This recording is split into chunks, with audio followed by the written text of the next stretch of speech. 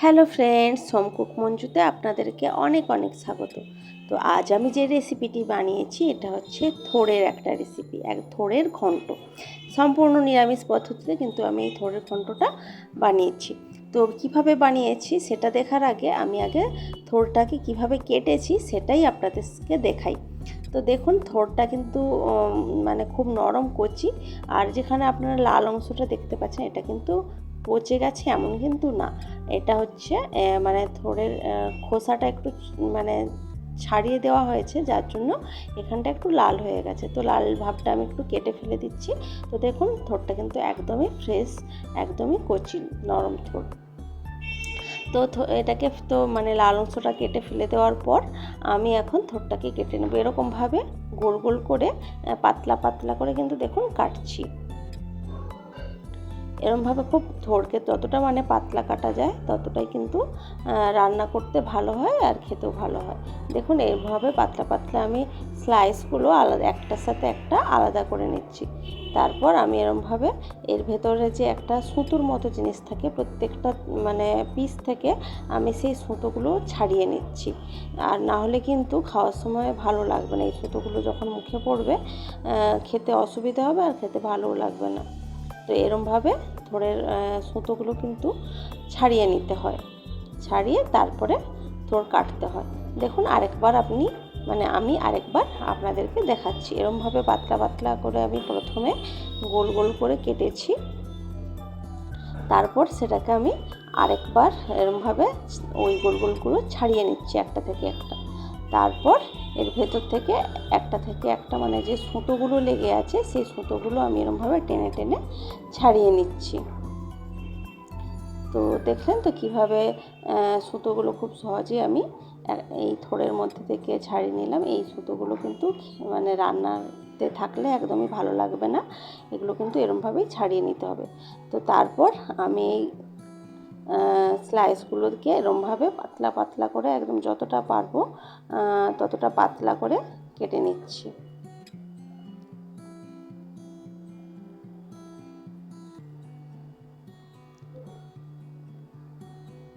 তো দেখুন, একদম কিন্তু পাতলা করে কেটেছি। তো আরেকবার আপনাদেরকে দেখাই। এরমভাবে ধরে আমি এরমভাবে ছুরি দিয়ে আমি কিন্তু এগুলোকে কেটে নিচ্ছি যতটা পারবো পাতলা। বঁটি দিয়েও খুব সুন্দর কিন্তু কাটা যায় থোড়। তো দেখুন, এই মানে কাটতে কাটতে ছুরিতেও বেশ খানিকটা সুতোর ওই অংশটা, সুতোর মতো অংশটা লেগে গিয়েছিল, তো ওটাও ছাড়িয়ে নিলাম। তারপর আমি সমস্ত থোড়টাই কিন্তু কেটে নিয়েছি এবং সেটাকে একটা পাত্রে জল নিয়ে, পরিষ্কার জল নিয়ে ভালোভাবে এখন থোড়টাকে একটু ধুয়ে নিচ্ছি। তো ধুয়ে নেওয়ার পর থোড়টাকে আমি একটু চেপে চেপে জল থেকে একটা অন্য পাত্রে তুলে নিচ্ছি এখন।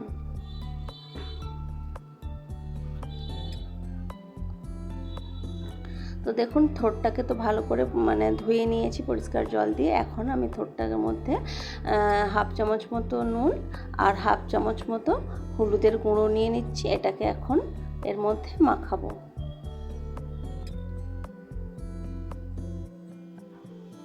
তো দেখুন, খুব ভালো করে আমি কিন্তু চটকে চটকে মাখাচ্ছি।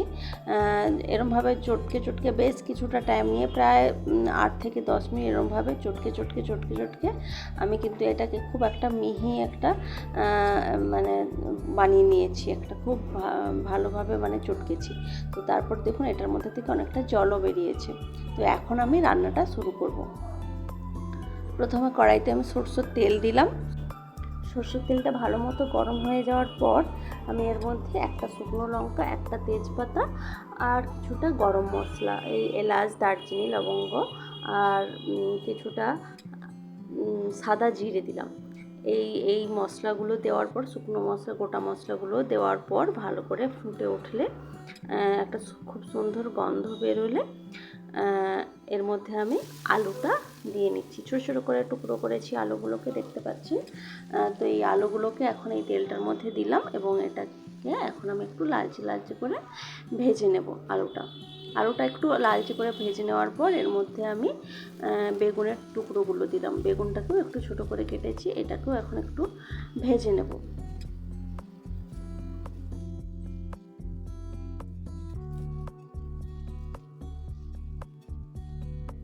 তো আলু আর বেগুন খুব ভালো মতো ভেজে নেওয়ার পর এখানে আমি দিয়ে নিলাম কিছুটা নারকেল কোড়ানো দিলাম। আর নারকেল কোড়াটাকেও এখন একটু নেড়ে চেড়ে ভেজে নেব। কিছুক্ষণ ভেজে নেওয়ার পর এখন আমি যেটা দেব সেটা হচ্ছে ভেজানো ছোলা। এই মানে থোড়ের এই ঘন্টটার মধ্যে এই নারকেল ছোলা এগুলো দিলে কিন্তু খেতে অনেক বেশি ভালো লাগে। থোড়ের মানে পুরো স্বাদটাই অন্যরকম আসে, খুব সুন্দর হয়।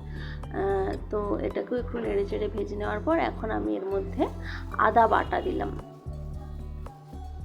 আদা বাটাটা দিয়ে এখন একটু ভালো করে নেড়ে চেড়ে এটাকে একটু কষিয়ে নেব।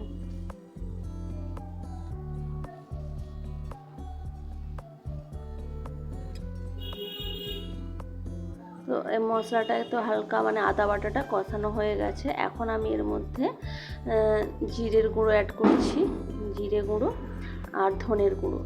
1 চামচ মতো জিরের গুঁড়ো দিলাম, 1 চামচ মতো ধনের গুঁড়ো। আর যেহেতু আমি থোড়টার মধ্যে হলুদ মানে মাখিয়ে রেখেছি সেখানে, সেই জন্য এখানে আমি খুব অল্প পরিমাণ হলুদ দিলাম। দিয়ে এখন এই মশলাগুলোকে আমি খুব ভালো করে একটু কষিয়ে নিচ্ছি।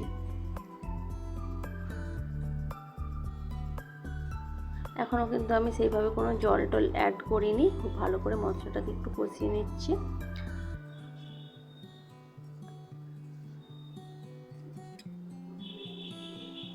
তো মশলা আমার কষানো হয়ে গেছে। এখন আমি এর মধ্যে থোড়টা যে আমি ভালো করে নুন হলুদ দিয়ে চটকে মাখিয়ে রেখেছিলাম সেই থোড়টা দিয়ে নিলাম।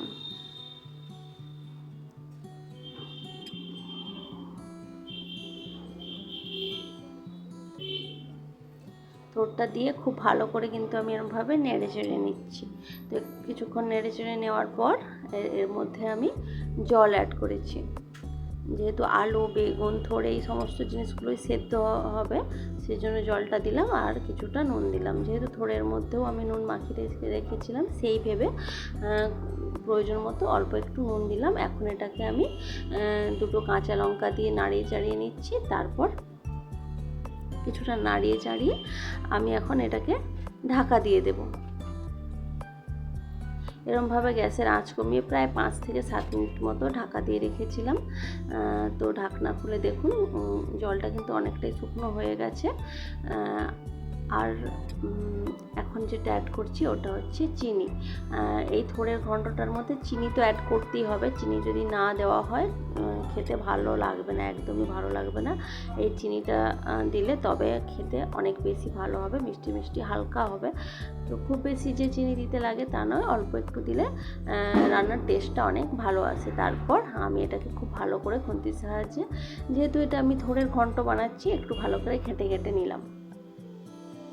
তো ঘেঁটে নেওয়ার সাথে সাথে দেখুন জলটাও কিন্তু একদম শুকনো হয়ে গেছে। তো আমার রান্না কিন্তু এখানেই রেডি, একদমই রেডি রান্না। তো দেখুন